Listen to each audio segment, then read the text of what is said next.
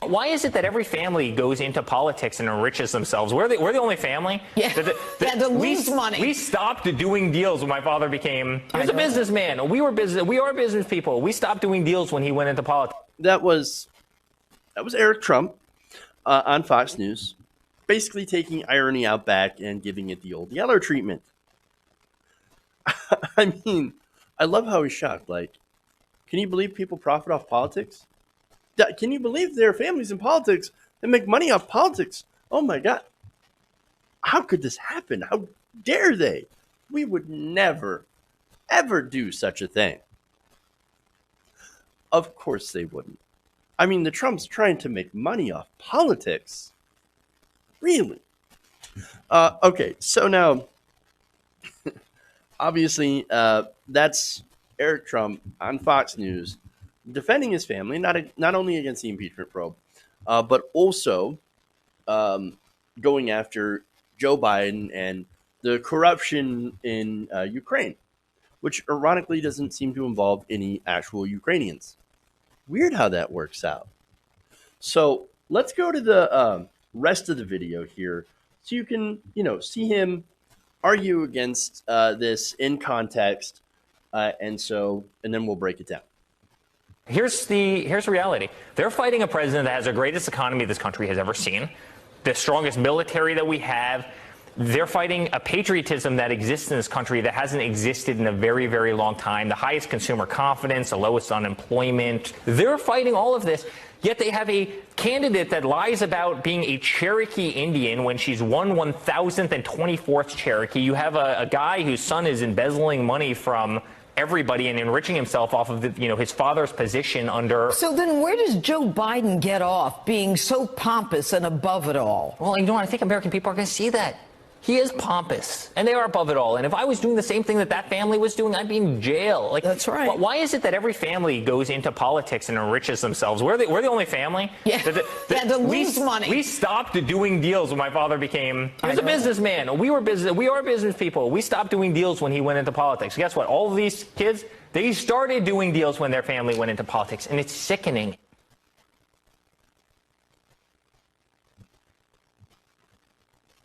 Really? Okay, so there's a lot to break down there, right? So for one, I just wanted to point out, they're fighting patriotism. No, let's get one thing straight, guys. Nobody has a monopoly on patriotism, especially when it comes to the right wing. There's a big difference between patriotism, right, which again, no one has a monopoly on, and nationalism, which is practiced by the right wing. And then, of course, there are other versions of nationalism, for example, white nationalism, that is definitely practiced by some in the right wing. So no, here's the thing. Progressives, we are patriotic in our way because we believe that America can do better when we enact the right kinds of policies. Okay, so and I'm speaking from my own point of view, obviously. So now, Republicans, look, there's a lot of conservatives, and I'm not saying all of them, right? A lot of conservatives who think that patriotism is, I know, like brown people, keep them out of the country. So that's very clear on that, okay? But anyway, so now, as for Joe Biden, now I love how she cuts in there and says, no, Joe Biden, he's so pompous. Yes, that's apparently my Janine Pirro. Sorry. It's just her voice is literally like nails on a chalkboard.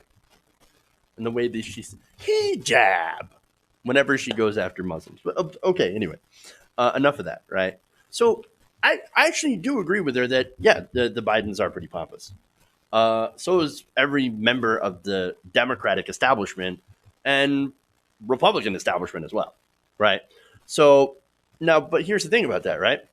So they're talking about corruption in Ukraine that doesn't involve any Ukrainians, and they're talking about it being illegal. Oh, if we did, Eric says if we did anything that these other families were doing, we would obviously be in jail.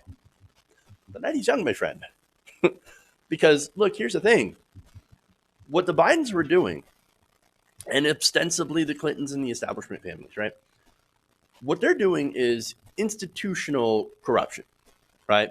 So the establishment is set up in a way where it does reward those families, with nepotism essentially. So, for example, what Joe Biden's son did, Hunter, he knows nothing about Ukrainian gas or gas in general, and yet he was paid $50,000 a month. That is an example of institutional corruption. Now, that is different than personal corruption, which the Trumps, I believe, have engaged in quite a bit. For example, using and pressuring the Ukrainian president, Volodymyr Zelensky, to do an investigation that would help Donald Trump's political ambitions and help him get, the goal would be, of course, to get him reelected because, oh, look at the Bidens, look at all these scandals, right? And also look at Elizabeth Warren, the person he calls, what, 1,024th, whatever, Cherokee, whatever, right? Look, you go back to Elizabeth Warren, that was the worst gaffe ever seen, and of course it's going to haunt her. But reality, I don't really care about that. Okay, don't care. So now, what we have here with the personal corruption versus the other type of corruption, institutional corruption, is that unfortunately our laws have made that legal, right? And so yes, you can put your kid can be on put on a board for a gas company that wants to have, some I guess pull when it comes to negotiation, some sort of benefit for that company to have that person working for the company when their father is in office. Unfortunately, you have those situations, and that's why we need an end to institutional corruption and actually do something about nepotism. But the thing is that Eric Trump, he's kind of like the pot calling the kettle black, right? So Ivanka and Jared Kushner are only in the White House because they are members of Trump's family. So it's kind of rich to see this guy complain about nepotism and about families getting into politics to make money. Remember, the Trump organization is also only into politics in order to make money, in order to do anything they can to benefit the Trump brand. I mean, for example, look at the tax cuts. Donald Trump's tax cuts benefited Donald Trump and the Trump organization specifically. Who knows how much he saved? And in fact, we would know if we could actually get access to Donald Trump's taxes. We would actually know at this point. But, okay. So now, let me give you some more examples of the Trump organization's corruption, which is actual, again, personal corruption, where he's literally making money off being president. For example, you have Ivanka Trump, who got all these Chinese patents, right, after meeting with President Xi. Now, that does help the Trump organization, as Ivanka, her brand, is part of the Trump organization.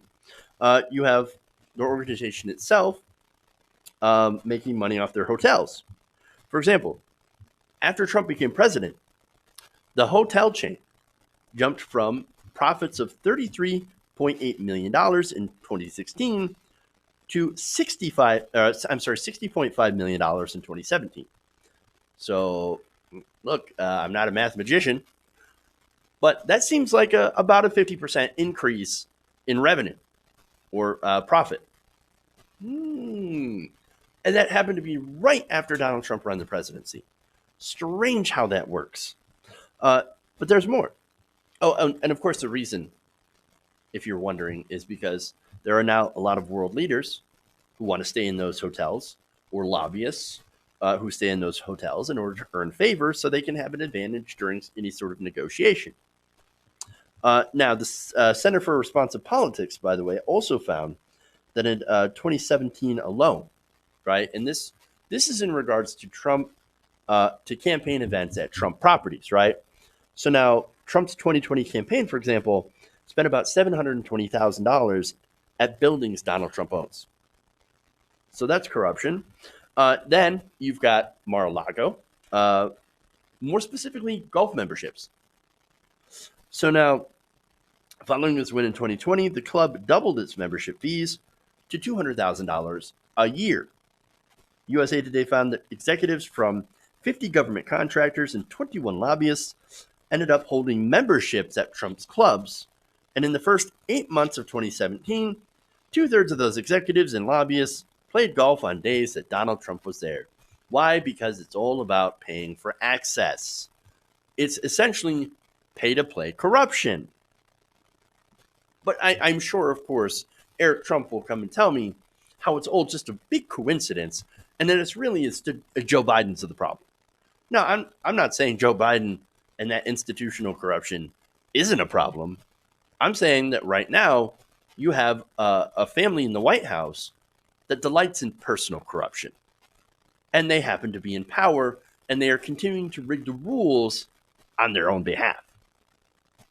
So now, again, these are ways the president and this family has profited off of politics. And I'm not saying that anyone else hasn't. Let's look at the speaking fees for Hillary Clinton, talking to the banks.